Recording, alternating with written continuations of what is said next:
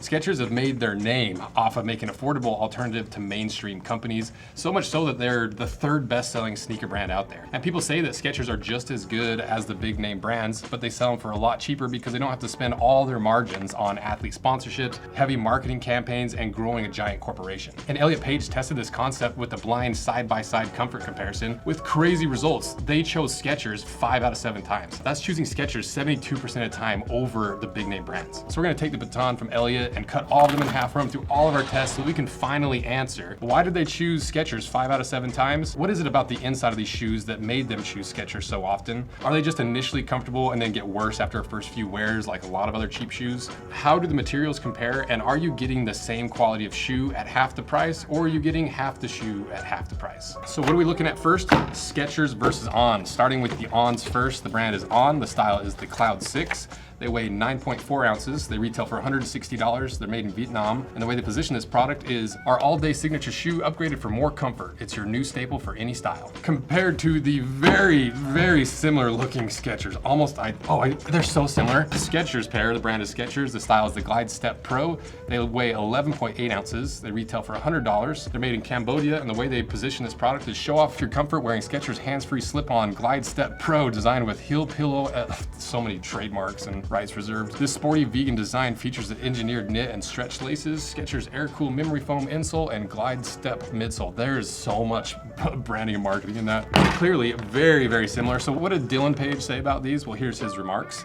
It's got this weird balance. It's like a slant almost. My feet are like getting pushed in, like to the side, giving me flat feet. But it is the more comfy sole. And on the right side, it's tough. It is really tough, but what is tough? The sole is really hard. Okay. It doesn't feel like, oh, this is really comfy, but the upper is more comfortable. That concludes round 1. He chose as the more comfortable option this one. I'm not gonna say the names. He's not gonna know until the very end once he's been through all of the shoes. So why did he choose Ons? Why did he find it more comfortable? Let's start seeing if we can figure out why. Starting with the uppers, because like I said, the uppers are almost identical. They both have this TPU overlay, mesh uppers. The linings are fairly similar. The insoles are pretty similar. They're very similar shoes through and through. And if anything, Skechers has all that BS technology that might actually give you some additional squish and comfort. And they have that step-in heel. So it's different enough in functionality, because this is like that Utah brand that started this whole trend and then everyone just took it over. But you can see they have the exact same holes in the midsole, the exact same concept. So how do these actually perform on our tests? We did the bar drop test. The Ons bounced up 16.2 inches. Skechers bounced up even higher at 17.8 inches. Compare that to the ball drop test. The Ons bounced up 2.8 inches. And once again, Skechers bounced up even higher at 3.9 inches. So pretty responsive, a lot of comfort. They even said that it's a little bit more comfortable and the On was a little bit harder, but it had a weird sloping to it. So now let's cut these in half. We'll see what the real difference is on the inside. Are they identical? Does it have the speed board? Let's find out.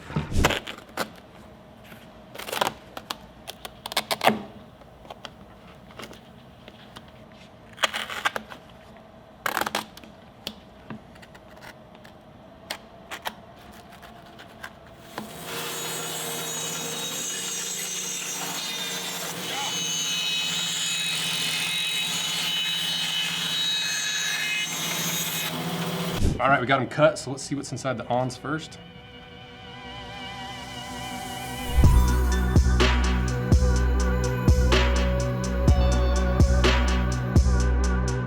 So what's the real difference between these? Well, obviously the Skechers have a lot more foam. It's a little bit harder foam, whereas the Ons is softer and a little bit more sparse. But the biggest difference to me is that speed board. On has done a really good job of developing almost like the carbon fiber plates that you see in running shoes, but for more casual use. And so what this does is it kind of supports your shoe as you're running, as you're walking, it springs you forward.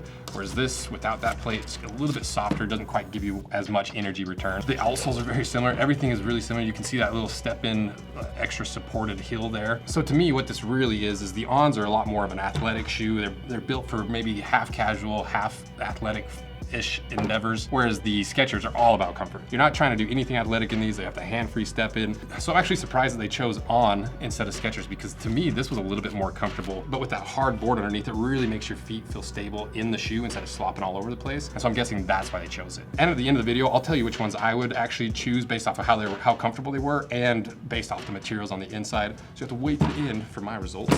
These are micro adjust belts, handmade right here in the shop by us. Premium leather, solid brass hardware, and the rounded buckle so it doesn't dig in your gut all day. But what is micro adjust? Well, the one problem everyone always has with their belts is one hole's too tight, one's too loose. These little adjustments right here allow you to adjust your belt by 1/2 inch increments so it fits you exactly how you want for the lifetime of the belt. So check them out below. On to the next shoes. New Balance versus Skechers. So what do we have? We got first, the brand is New Balance. The style is the 550s. They weigh 1 pound, 1 ounce. They retail for $110. They're made in China, and the way they position this product is the original 550 debuted in 1989, made its mark on basketball courts from coast to coast. After its initial run, the 550 was filed away in the archives before being reintroduced in a limited edition release in late 2020. Versus the Skechers. The style is the S1992. They weigh 1 pound, 1.5 ounces. They retail for $80. They're made in Vietnam, and the way they position this product is walk through time in a throwback style and classic comfort wearing Skechers S1992. This retro-inspired lace-up features a leather pigskin suede and mesh upper with a Chanel logo. Detailed and cushioned the Skechers air-cooled memory foam insole. They gotta have them in there. It's gotta have at least one rights reserved marketing BS. And then here's the results of Elliot's video. Yo, that right foot is that right foot is We don't swear on this channel. okay, the left is not that much better. It is better, but it has a lot of stuff in the upper. I can't describe what it is, but it's like poking into my feet. It's definitely a lot more comfortable on the left. The right foot is like a brick. It feels so heavy, it's hard. The upper at the front is super hard as well. So just all in all, this is a horrible, horrible shoe on my right. Okay. So winner of round 2, the one that he said was more comfortable, was what was on the left foot. We won't say which one is that. And so I was surprised they chose Skechers because this is one of the more classic sneakers. It's really famous, it's popular, it's got a lot of interesting things on the inside. But they called it. It is really heavy and it's really kind of overbuilt because we've already cut it in half, and you can see this is built a lot more like a boot. It's board lasted, it tucks underneath, and so that's where a lot of that rigidity and that heaviness comes from. It's like almost built like a boot more than a sneaker. But at the same time, these New Balance, these are probably the worst example of New Balance leather. It's basically just a suede leather. They put a heavy plastic coating on top.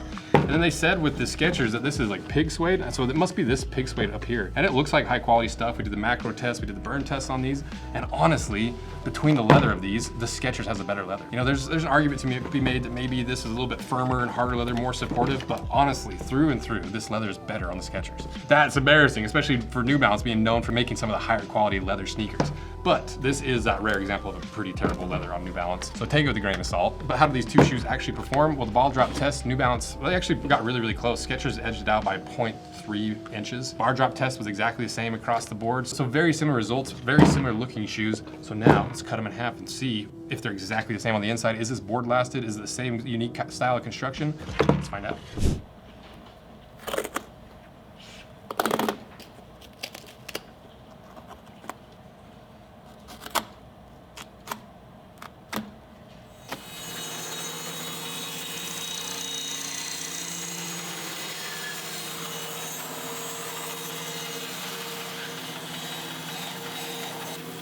All right, we got the Skechers cut, so now let's see what's inside.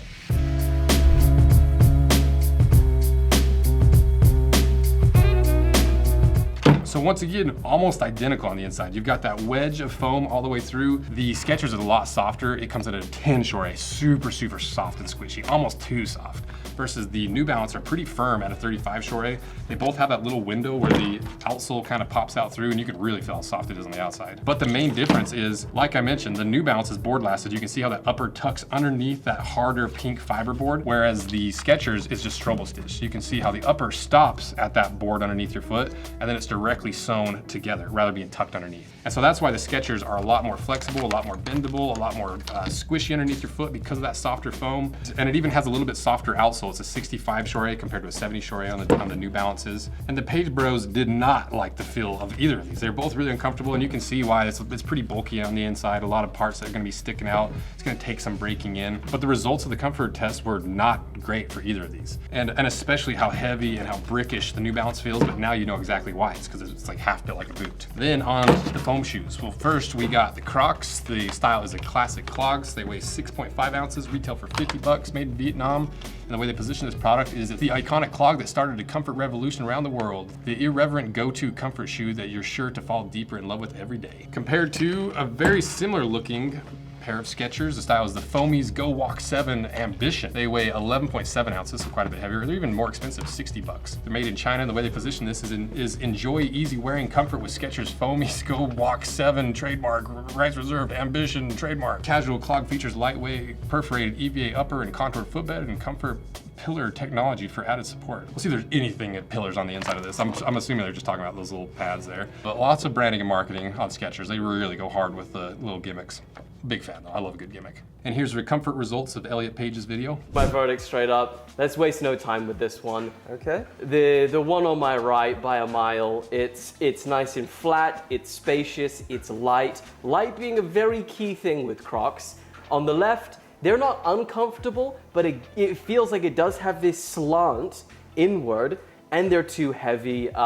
It's a no for me. They're not uncomfortable, but the right is a clear winner. End of round 3, Dylan picked what was on the right foot. Moving on. So the biggest thing that stuck out to me was how heavy these are. And you can see it's 2 different colors of foam, and you can see even the glue there. So it is definitely 2 different pieces put together. So those 2 layers are gonna add some weight. This feels a lot more like an actual rubber rather than a blown rubber in the upper. And it's not quite as wide and anatomical, which matters to a lot of people. That's why a lot of people like Crocs. So how did they actually perform on our tests? Crocs, for the ball drop test, it bounced up 13.8 inches. Skechers almost bounced up 20 inches though. The bar drop, the Crocs bounced up 6.5, Skechers bounced up 6. And so kind of mixed results a little bit on the rebound, and I think that's because it's dual density on the Skechers. So now let's cut them in half.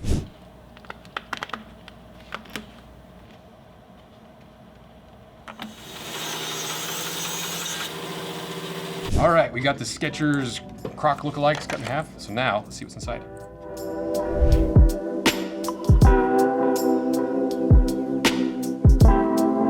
So it is truly 2 different layers on the inside there. The Crocs are a 33 Shore, whereas the Skechers are a 25 Shore.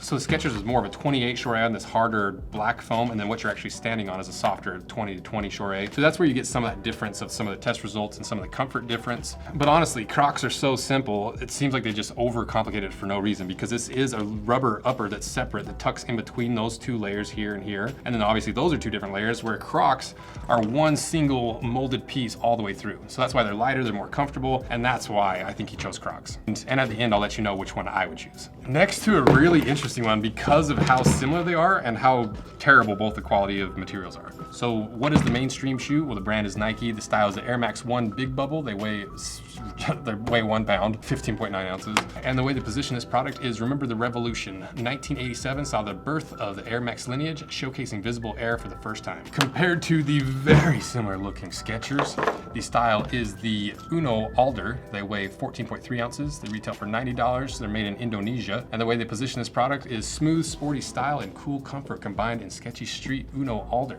This lace-up sneaker features Duraleather upper. What is Duraleather?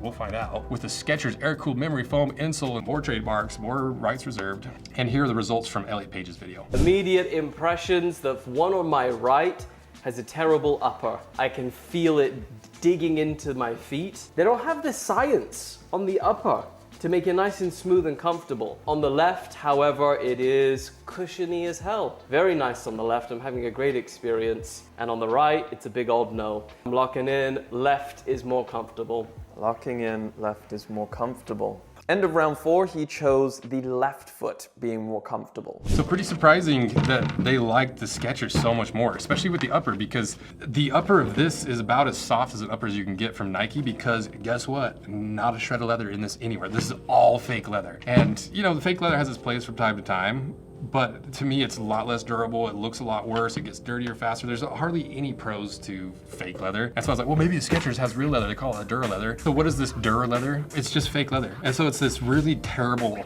like word twisting to be like, it's Duraleather. It's more durable than leather, so it's not leather. But the leather's still in the name. That to me is so sketchy. Skechers being sketchy, surprise. But also this is just one bad example. We just barely saw in the New Balance compared to the Skechers, the Skechers had better leather. So how did it actually perform on the tests? Well, the upper puncture test, the Nikes did 25 pounds, the Skechers did 18, backing that up. The ball drop test, Nike bounced up just under 13 inches, Skechers bounced up 12 inches. Bar drop test, Nike did 6.75, Skechers did 5.5. So on a lot of the test results, I would have assumed they chose the Nike over the Skechers, but the comfort was really what they're testing there. So even though the Nikes are better and perform better and have better materials, even though they're both pretty terrible, they still chose Skechers. So let's cut them in half and figure out why.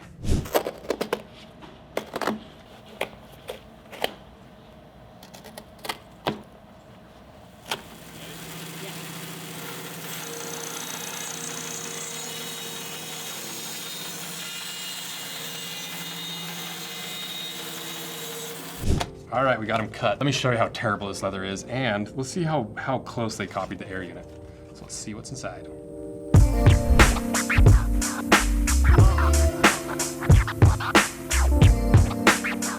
That is crazy how close those are. That is almost identical. I can't believe they actually get away with it too.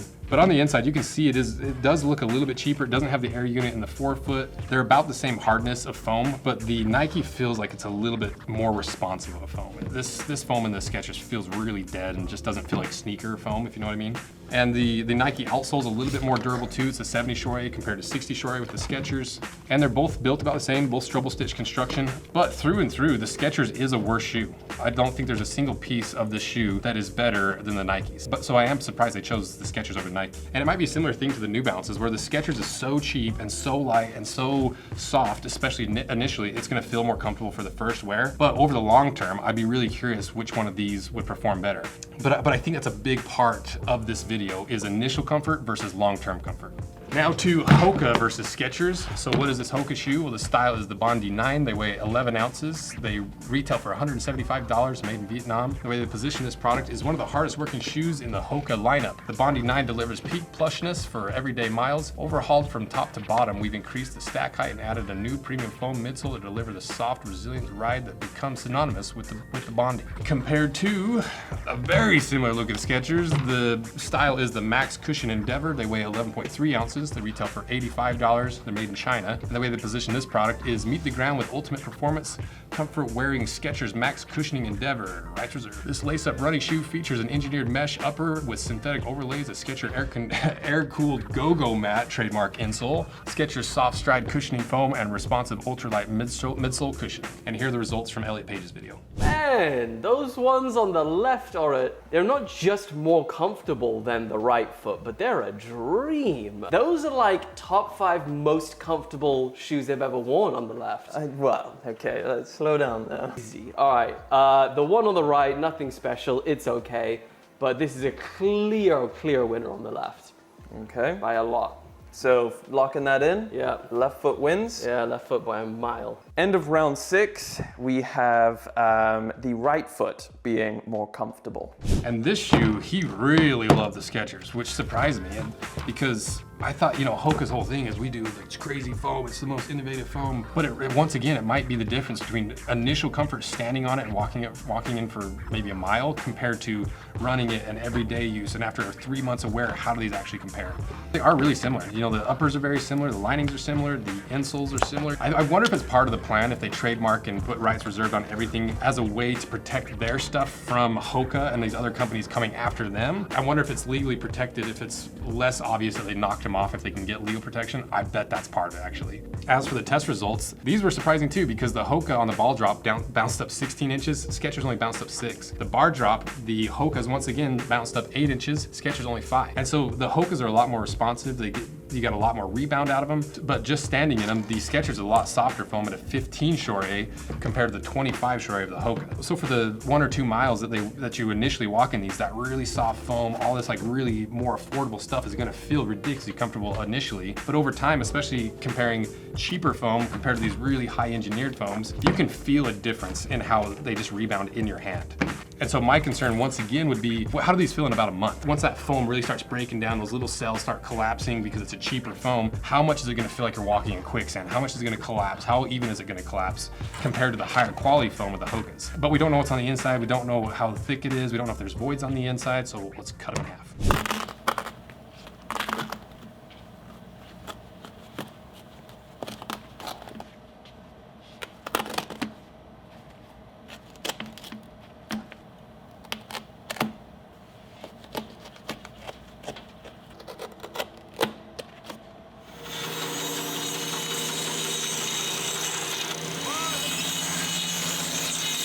All right, we got them cut. So now let's see what's inside these clear Hoka Skechers.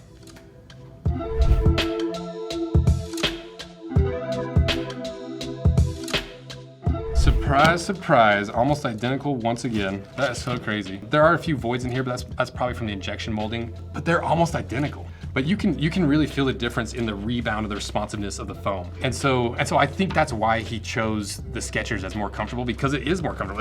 It's like so soft, it's so squishy, but I don't think it's a high performance running foam like this. It doesn't have that same reactiveness. But for a lot cheaper of a price, especially for a running shoe, and maybe you don't wear your running shoes all the way into the ground and you maybe only wear them for a few runs, if you're that type of runner, maybe there's a case to be made. But one of the problems with having this much squish and this much softness is the instability. When I wear this kind of shoe just casually, if I wear it to a concert, it's because I think it's gonna be comfortable, I'm sitting there twitching my legs. Every time I take a step, I have to stabilize myself, and it wears your feet out. And so there is a fine line between having too much soft and squishiness to having just enough stability while still having plenty of soft and squishiness.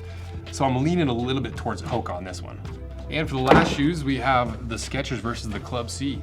So what is the mainstream shoe? Well, the brand is Reebok. The style is the Club C 85 vintage shoes. They weigh 12 ounces, made in Vietnam. And the way they position this product is classic court inspired style with a clean look. Taking their cues from the 80s court classic, these shoes are all about simplicity. Compared to the brand is Skechers, the style is the Sport Court 2.0. They weigh this much. They retail for $75. They're made in Vietnam. And the way they position this product is keep your casual looks cool and comfortable with the Skechers Sport Court 2.0. This lace-up court style features a leather upper with genuine pigskin suede overlay. And once again, Skechers Air Cool Memory Foam Rights Reserved insole. And here are the remarks from Elliot Page's video.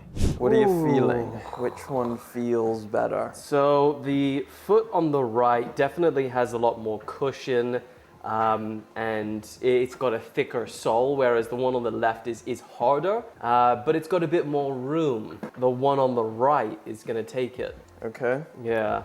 So the one on the right is more comfortable? The one on the right foot is more comfortable, locking it in. Locking it in. So, winner of the final round was Puma! what was on the right foot? So he chose the Skechers, but they also mentioned that the look was really important with this one. And that's a big part of this too, because you can see how much more slim and sleek and just a little bit more well executed the Reeboks are. These are a lot more chunky, bigger, taller sidewalls. They're just not quite as slim and actually athletic looking. You know, these are supposed to be tennis shoes. These look like more casual grandpa shoes to me. That's another part of it too, is like a lot of people they want specifically the Club Cs. They don't want the lookalikes. They want this exact shoe. And these are clearly made to look like that. And some people will refuse to wear a lookalike shoe solely off the principle. But who has better leather? The Reeboks have 1.5 millimeter leather. It's pretty decent. You know, it's really soft and tumbled, so it's got like a lot of wrinkling in it that some people won't like. Skechers say it's a pig suede overlay, and I think it's this bumper again. It feels exactly like the other pig suede we felt. And the difference is the Skechers have a lot more fake leather in this. There's fake leather in the eye stays, this little back piece. I think these panels up here are fake. Yeah, look at the cross section, that's fake. I can just tell from how terribly that wrinkled it's fake. So it's pretty sneaky how they do this. So they're like, oh, authentic pig suede shoe. When it's like, okay, 1, 2 tiny little pieces are pig suede, the rest is fake leather. And so that's another thing you have to look out for Skechers and all these more affordable brands is you don't know what you're actually getting. Even when you read the description, when they say it's Duraleather, it's not even leather. So it should be illegal to have the word leather in any description if it's not actually leather. And same thing with this. You can't be like, oh, it's premium pigskin when it's like 5% of the shoe is pigskin. But what about the test results? So the ball drop test, Reebok's bounced up 16 inches. Skechers actually performed better at 17.5 inches. So maybe there is something to this air-cooled memory foam rights reserved Skechers insole. The bar drop test was really interesting. The bar drop, the Reeboks only bounced up 1 inch. It's completely killed the bar. Skechers bounced up 3.5 inches. All right, we got them cut in half. So now let's see what's inside.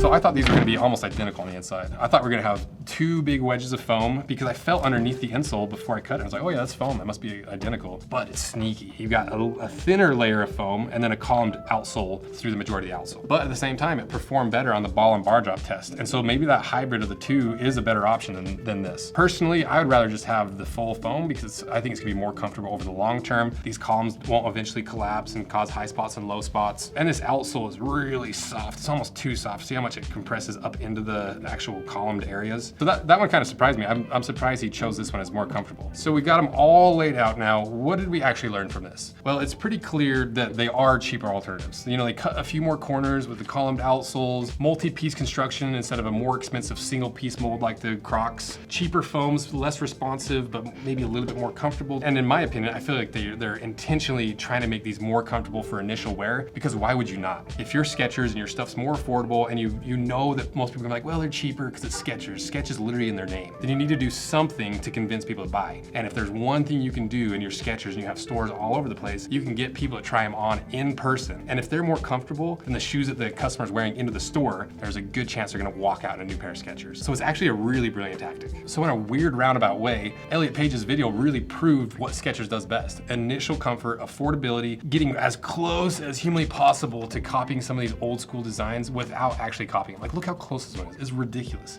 And I really think it is a tactic by Skechers to copyright and trademark and rights reserve every single one of these technologies, because if they have that legal protection, then it's even harder for brands like New Balance to go after them and say, you copied us. Well, they can pull out their legal documents like, well, according to the trademark office, no, we didn't. And so it's actually one of the more brilliant ways of running a sneaker company. So much so that they're the third most selling sneaker company in the entire world. It clearly works. And so then what is the big concern? Why wouldn't you just go buy a bunch of Skechers? Well, one is pretty obvious. Well, do you really want to be wearing the copycats rather than the real deal? So much of sneaker culture is all about the names, the brands, the specific silhouettes and colorways. And so that's a huge deterrent for Skechers. But more than anything, functionally, I think we nailed it. I think the real concern would be initial comfort, awesome. Get it out of the store, they bought them, you got their money. But a month from now, how comfortable are these actually gonna be? I think that's the big difference. So then which would I choose out of all these? I would choose Crocs, I would choose Hoka, I would choose Reebok. I would probably choose Skechers versus On.